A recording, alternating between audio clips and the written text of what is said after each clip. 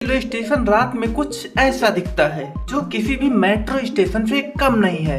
अंदर की साइड से जब आप देखेंगे तो आपको पूरा लुक अलग टाइप का लगेगा, जैसे लगेगा कि आप किसी मेट्रो स्टेशन पर आ गए हैं। यहाँ पर हर एक सुविधा आपको देखने के लिए मिलेगी जो एक नए रेलवे स्टेशन में होनी चाहिए।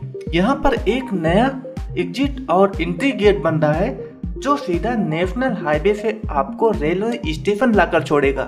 22 जनवरी 2024 को अयोध्या में राम मंदिर में प्राण प्रतिष्ठा होना है। उससे पहले ये सारी चीजें कंप्लीट होनी बहुत ज्यादा जरूरी है, इसलिए अभी अयोध्या में डेवलपमेंट बहुत तेजी से हो रहा है। चाहे रेलवे स्टेशन हो, बस स्टॉप हो, इंटरनेशनल एयरपोर्ट हो या फिर